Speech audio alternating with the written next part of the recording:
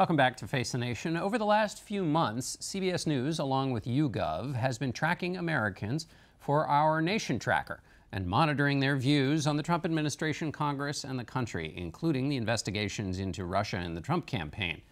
CBS News Elections Director Anthony Salvanto joins us to discuss the latest findings. All right, Anthony, before we get into the great four groups that you figured out many months ago of the four different kinds of Americans, let's start first with the broad picture. What do your findings show? Big picture is majority disapproval of the way the president is handling all things related to the FBI and the Russia investigation. You find a majority who say that they think there should be a special prosecutor and concern about the possibility of sharing intelligence with Russia. Also, that if there are tapes of conversations between the president and former Director Comey, that those tapes should be released.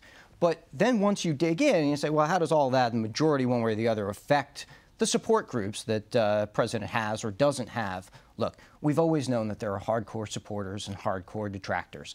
The real play here is these folks in the middle who've been wondering sort of which president was going to show up over these months. Was it the savvy businessman who was going to make Washington work, or was it the candidate who they thought was impulsive and whose judgment they questioned? And you see, as this Russia investigation plays into those feelings, that's where it starts to move the needle. Yeah, it was fascinating to hear Senator Rubio say, this is the White House is behaving just like the campaign. I don't know why people are surprised. Let's go through your four groups here. First, we'll start with the believers. These are the big Trump fans. Yeah, these are the firmest supporters. Now, their numbers have dwindled a little bit. They're about a fifth of the country. But what's gotten smaller has also gotten a little more concentrated. These folks strongly support the president, and they see a witch hunt. They think that this president is under unfair pressure from what they call the establishment that is pushing back against him the way it did not do with previous presidents, and that he needs their support now more than ever to fight against that.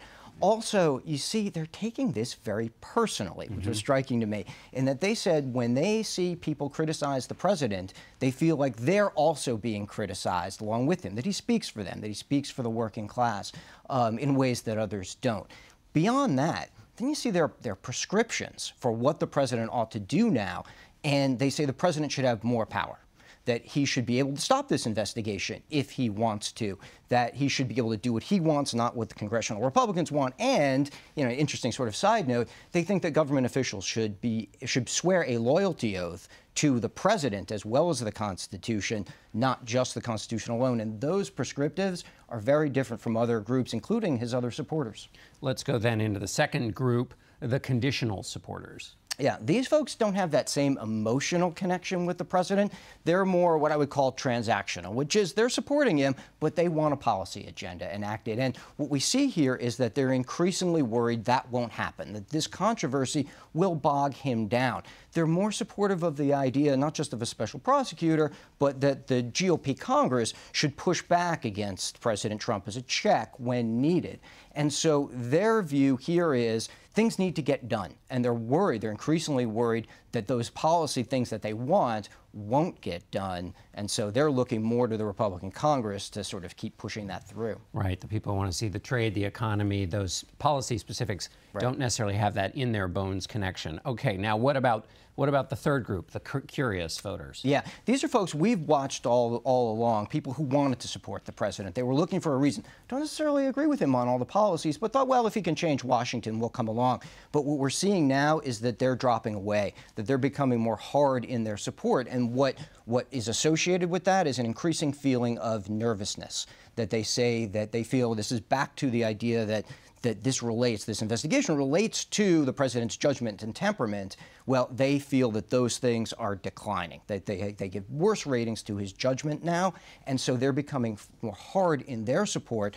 They're not necessarily interested in seeing a president tied up in controversy, but they definitely did think that they would have hoped he would have reached out across the aisle instead of being bogged down in this. But that said, everyone that we re-interviewed, increasingly nervous, saying that's the word they consistently use, that they were getting more and more nervous about what the administration is doing. So this is pushing them away. They could have been, but right now it doesn't look like they're coming back.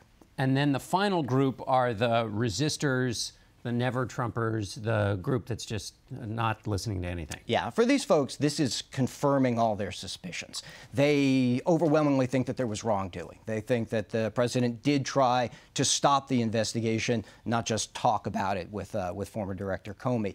And what you see there is that their numbers are actually growing a little bit. They've gone up now to 40% of the country. That's because those folks who were on the fence are sort of coming over to that firmer opposition, in part because of all of this and that nervousness.